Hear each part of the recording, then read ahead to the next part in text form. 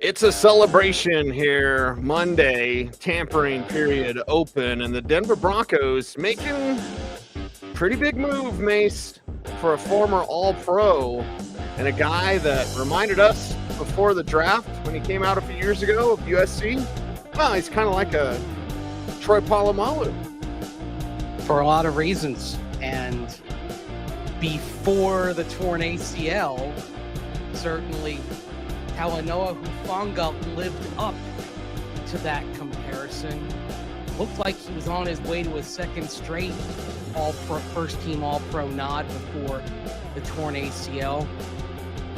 And I like this roll of the dice for the Broncos seats. I think you're paying $20 million guaranteed. I think that's acceptable risk here for somebody who, if he is all the way back or close to it, might give you the best secondary in football. Yeah. You could literally have two All-Pros in your defensive backfield with Hufanga coming in there. This could be huge. Yeah, it could be amazing and awesome because you get a guy that's quick to the ball. You get a guy that has a nose for the ball, can rock it in and help stuff the run. And also, as I've mentioned, get his hands on the ball. At the safety position, you can kind of look for the best of everything because you either get a ball hawk or you get a hitter. Now you've got both. Dare I say he's the best of both worlds? That's right, Sammy Hagar. You know, I like to tell the story about how Pat Bowlen once walked into longtime PR executive Jim Sacamano's office and said, you know, I'm feeling pretty lousy about the team, and I know you have a number to explain why. Well, I've got a series of numbers that explains why Hufanga is special. The last full season that he played, 2022, one of just 5 defensive backs in the last 10 years to have a season with at least 2 sacks, 2 forced fumbles, 3 interceptions, 4 TFLs, and 8 passes defensed. So he's a ball hawk, but what you see is he can do it against the run. He can bring something in the pass rush, and he can bring something in coverage, making plays on the ball as well. The whole package. The whole package is a safety. That's what Hufanga brings. Yep, and I like the roll on the dice, Mace, because they have Bo Lowry and that staff, the nutritional staff, the training staff. They've done a really good job of keeping guys healthy. And one thing, in talking to Mike Kliss earlier today, Kliss said, hey, lower body injuries, they kind of a little bit more forgiving of guys with upper body injuries. Now, it was a knee a couple of years ago in week 10, by the way. So it was a week 10, 2023 injury. And then a wrist injury this last year, left or right wrist, I'm not sure, but that's okay. It's not a shoulder injury. I remember Bob Sanders. Of course, you remember Bob Sanders. Yeah. Guy'd throw his body around and always had shoulder problems. I don't want a safety or a running back with shoulder problems. This was a knee, which happens, and then a wrist last year. So Hufanga, really good roll of the dice for the Broncos, and with their staff, they can keep him healthy. And Mace, if he's healthy, it's proven All-Pro. It's proven All-Pro levels. What's interesting, there's a little bit of a theme developing not only with Hufanga coming in, but where the Broncos' interest lies, because there's interest in Dre Greenlaw, as has been reported by Mike Silver. Broncos are kind of in the final 2 or 3 teams for Greenlaw's services. If it doesn't work out with Greenlaw, the Broncos are looking at Denzel Perryman, who had a pretty good season last year before a groin injury. And of course, they had Evan Engram in today for a visit. All these guys have had injuries recently that have cost them multiple games. So Denzel Perryman was having a really good late career season for the Chargers before he had a groin injury that cost him time at the end of last year. So we hear from Sean Payton often about how he talks about, you mentioned Bo Lowry and the training staff, that they feel like they've got a little bit of the secret sauce to be able to get better health, get better outcomes, get better results out of guys. And I think they're taking this for a spin here and saying, okay, how can we get the most out of this $40 million of cap space that we have. And of course, some of it went to bringing back DJ Jones, went to bringing back Jarrett Stidham, went to bring back Matt Parrott on the offensive line. How do you maximize that? You maximize that by maybe taking some chances that you feel you can take that perhaps maybe other teams aren't going to take because of your confidence in your training staff. Now, if you let's say you bring in Ingram and Greenlaw or Perryman, one of those two. So that means you have Hufanga, Greenlaw / Perryman, Ingram. If 2 out of the 3 work out, I think that's pretty good. And I guess what you sort of hope is if there's one that doesn't quite work out injury-wise, perhaps it's Ingram because maybe that's where you backstopped it with a tight end that you've drafted. Ingram, to me, if you bring him in, feels like a bridge to a tight end because not only did he have the injury last year, but his form is declining. Like he is not what he used to be. You're signing him for what he is right now, which is that short area target, not for what he once was, which is that downfield target. You're signing him for what he is right now. Yeah, had a 114 catch season, didn't even get to 1,000 yards, but he had a 114 catch season a couple of years ago with Evan Ingram, who, by last count, and I don't know if Kliss was posted up at the Centennial Airport or not, but Ingram hadn't left the building yet. So if it's they wanted to give him the physical, I think that's and he doesn't leave the building, and you talk to him all day, you watch film with him all day, yeah. and the pitch, because Philip Lindsay asked me this during Crosstalk, Mace, what's the pitch? The pitch is Sean Payton. The pitch is Jimmy Graham. And the other pitch I have, hey, have you seen a Walmart? Money's not an issue here. You're going to get what you need. You're going to get the training staff that you need, the nutrition that you need. It's the total package here. And oh, yeah, Bo Nix is pretty good. It's the best chance to get the most out of what you have left. Mm-hmm. That's the pitch that you make. Yep. And it doesn't take you off the board for a tight end as you get into the draft. But what you like to do in free agency is create a situation where you don't have to go for a position in the draft, where you don't have to say, okay, we must get this position.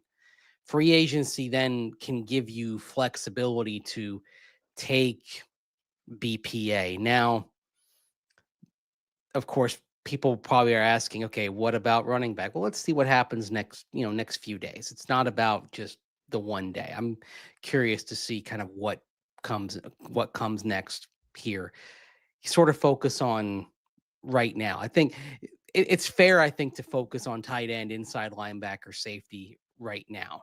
And I think with Hufanga, by the way, what at safety, I know I'm kind of going all over the place here, and I apologize. What would you do with PJ Locke? Because I wrote in my piece at denversports.com, I would keep PJ Locke. I would not create cap space. And I would do that just because even though I mentioned everything about the training and nutrition staff, I still like the idea of having someone experienced there in case there's an injury issue for Hufanga again. Yeah. I mean, Mace, you can answer this or you can not. I think we both know the answer. Would you rather have PJ Locke coming in the game if someone's banged up or Devin Key? We know what the answer is. Yeah. It's PJ Locke, man. I like it for him as well. Save some wear and tear on his body and have a trusted, smart player that can come in and help you out. And he's not on the books for that much. I saw some people suggesting, like, now the Broncos move on from PJ Locke. I'm like, not so fast, Cahotek. I'd like to keep him around.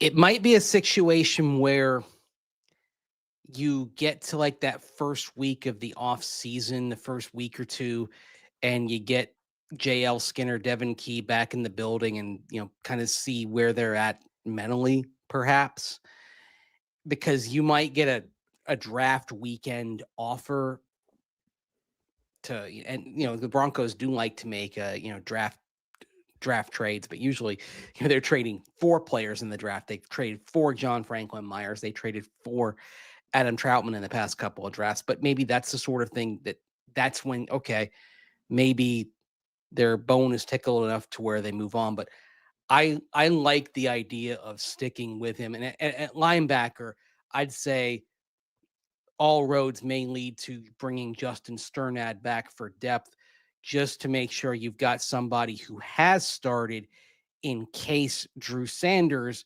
fails to launch as your primary reserve at inside linebacker behind what it appears to be cementing around either Perryman or Greenlaw next to Alex Singleton. That appears to be where this is going now, and I think it'll be resolved. I'd imagine resolved here in the next 24 hours. Yeah, and I don't know who, if it was Kliss or somebody on Twitter that said Greenlaw looks to be making a decision in the morning. Is that correct? I think I saw that Yeah, somewhere. Chat room was talking about that too. Yeah, Greenlaw is going to decide tomorrow. Okay. So tomorrow we know. If not, you got Denzel Perryman, the meat lovers pizza in the trunk. And I wanted Perryman years ago, Mace, and he's battled through so many injuries. He's still a run stuffer. I saw Chris Harris tweeting about this. Is like, he can stuff the run. You need some guys that can cover. Well, maybe that's where, having Singleton back healthy and then Drew Sanders kind of the X factor, if you will, a little bit like A.T. Perry, where it's like, man, if he could work out, that'd be real beneficial. And well, if not, you've got other guys that can help get it done. And that's where Denzel Perryman would come in if the Broncos indeed do pick him up. Yeah, I think that's sort of the good analogy there is the meat lovers pizza in the trunk, because you know what you're getting with him. You know you're getting someone who is stable, can bring some leadership as well. Decent all around linebacker. Now, it's not someone who's going to do anything like astoundingly well, but isn't going to be a weakness. Was actually having a pretty good season last year before he got injured. So, yeah, he's still got game and hasn't fallen off yet. Yeah, for an older linebacker. So I like what they're doing because I believe it was George Payton Mace that said yes, measured at the combine. yes. Going to be measured. Interesting. Couple of numbers here to give you on Denzel Perryman. And when you bring him in the pass rush, in terms of pass rushes that generate pressure among inside linebackers, 5th in the league. In terms of run defense plays that generate a stop, 15th. And in both cases, that's out of 84 inside linebackers with at least 300 snaps this year. So those two areas, pass rush, run defense, you're talking about somebody who is still an above average player. The question then becomes coverage. This is where, okay, do you step up in class when you go from PJ Locke to Hufanga? Yes, you do. That's where you're going to ask for a little bit more on the back. You're going to get it on the back end. Yeah. Yeah, and there's different ways schematically that you can get some coverage help there. We'll see how the Denver Broncos do adjust that. So Evan Ingram, we don't yet know. See what the physical's like, see what the offer would be like. But measured is the name of the game. Probably should have started with the PSA, Mace, of like, nobody lose their mind if they're not big players in wave one. They weren't going to be. Nobody lose their mind. I saw a Twitter thread yesterday. For some reason, people were upset. And I'm like, it's not even time. I'm upset the Broncos aren't doing anything. Everyone was keeping their own free agents. They can't do anything till today. Is Hufanga not big enough for people? The dude was an all-pro in his last full season. Yeah, I think people want more. They're like, okay, you got an all-pro. What's next? Like, they're not built that way. This isn't going to be Carolina. Somebody had a Substack, Mason. It wasn't our friend Mike Tanier, but somebody did a Substack breaking down how to best construct a team. Yeah. The very bottom and best ways is winning free agency.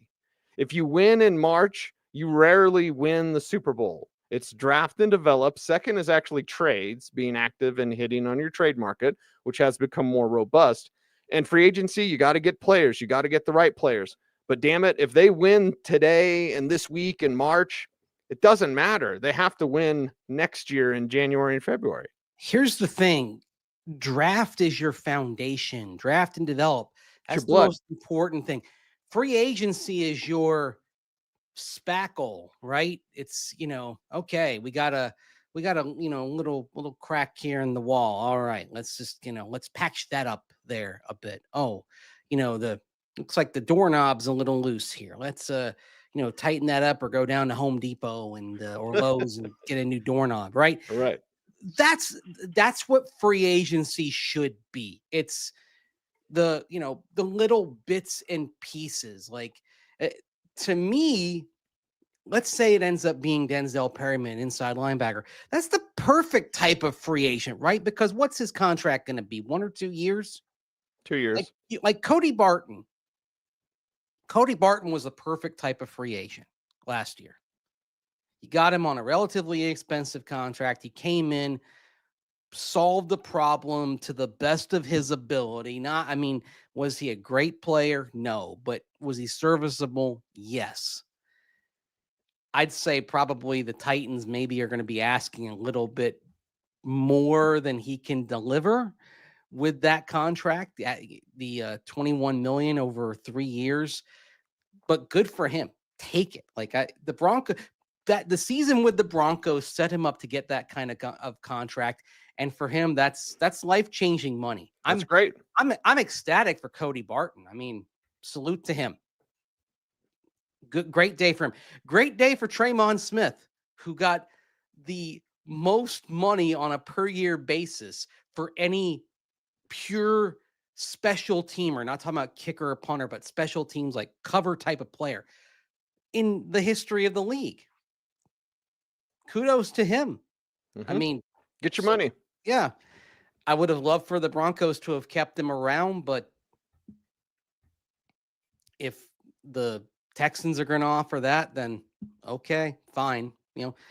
Zach Wilson parlayed a year as a third teamer into a bigger contract with Miami in a place. And you know what? We talked about Zach Wilson was going to want to go to a place where there was a chance that he could get on the field and start. And you go to Miami, where Tua Tagovailoa, we all know, unfortunately for Tua, is always one hit away from being injured. By the way, we got some breaking news coming in.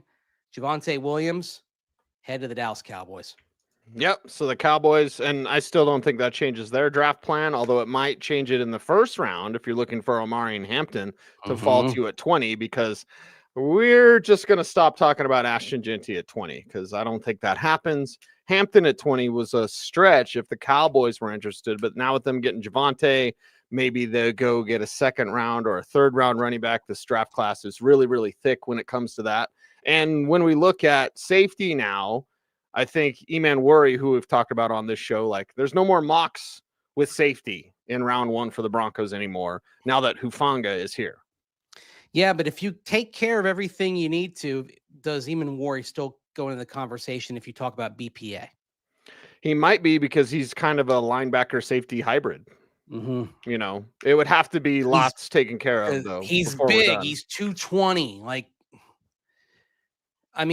Jamian Sherwood was 212 when he got in the league, and he had to add weight to get to 234. So he was working his way to linebacker, and as he was doing that, he was at the same weight that Eman Worry is at right now. So, that's not inconceivable. I'll say that. So sometimes with a team, you say, okay, you go to the defensive coordinator. All right, we're giving you these ingredients. You figure it out. And these are pretty good ingredients. If it came down to Eman Worry being BPA, you'd go to Vance Joseph and say, VJ, figure this out, man, because you have Hufanga, you have Eman Worry, you have the defensive player of the year, you have Nick Bonito, you have Zach Allen, who's become a holy terror up front. We got you DJ Jones, who by the run stop analytics was a top 5 interior defensive lineman last year. Dude, you got the pieces here. The one area where it's sort of questionable is inside linebacker, but I'll say this. If you get Greenlaw or Perryman and put them in where you had Cody Barton, and you get Alex Singleton back, are you better at inside backer than you were for most of last year? Objectively, yes, you are. Oh, yeah, of course. No excuses. None. Zip. Yeah. Oh, VJ will be under a lot of pressure because they're shopping for him this offseason, and a big one today with an all-pro in Hufanga. Yep. Just keep them healthy, which they could do that. It's setting up in a positive way for VJ to build the kind of defense that is stellar and gets him a head coaching job. But there's also pressure with that because if it underperforms, it puts him on the hot seat. This is a fork in the road year for Vance Joseph. No doubt about that. Mm-hmm. That's just the way they like it, though. Perform, get the rewards. Don't perform, get a new zip code.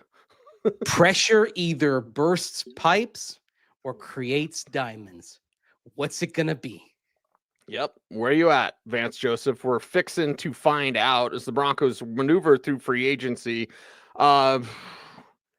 People have asked about running back. We talked about it a little bit, other than maybe a wave 3 Khalil Herbert, unless he's signed somewhere, Mace. Like with Aaron Jones staying with the Vikings, okay. Javonte goes to the Cowboys, right on. I'm not really looking at running back as the rest of that list. They need to figure out this inside linebacker, whether it's Greenlaw or whether it's Denzel Perriman. Figure that out. They've taken care of safety. See if Evan Ingram would stick around. You could still draft Colston Level into 20. And even if they do get a running back in free agency, name the player, it doesn't matter. They'll still take a running back in this draft. This is 2 for 2, 2 and 2, both running backs and tight ends. And I'd say if you wait until the draft, you didn't pick up a running back, or maybe you did get Khalil Herbert, which he's a fringe player. I love his game, but he's a fringe player. You could still take 2 backs in the draft to add to the room. Well, remember when we sat here last year talking about quarterback and they did nothing, right? Mm-hmm. There were rumblings. Okay, they were in on trying to trade for Sam Howell. They were in on Sam Darnold, but then dropped out when the price reached a certain point. And so we got through the first few days of free agency and there wasn't anyone there. And then it was, okay, we're going to wait a bit. And then you get to the draft, the time around the draft, you trade for Zach Wilson and you pick Bo Nix. So would it surprise me at all if we get to a few days from now and they don't have a running back and then they sort of sit and let the market settle down and then go forward? Sure. I think they're pretty patient on that. And the depth of running back in this class and the work they've done on the running backs, which as we saw at the combine was extensive. They went into the running backs in the way that they went into the quarterbacks last year, which is why I'm very interested to see where the Broncos have their big contingents pro day wise. I mean, I expect they may, they may have quite a few people down at the Big 12 pro day. The Big 12 does that weird thing where they get everyone together at the conference pro day, but do they send a big contingent out to North Carolina for Marion Hampton, for example? I think that's something to watch. There are still some names out there at running back. I mean, you got Najee Harris, for example, sitting out there. I know you don't like him. If they were to go forth with the trend that I talked about of looking at players that have injury concerns, would Nick Chubb be someone that you took a flyer on? If the price is right, I mean, if he was healthy, Mace, he'd be the best back in the league. Now, probably not now at this point in his career, but when he was healthy, I love Nick Chubb.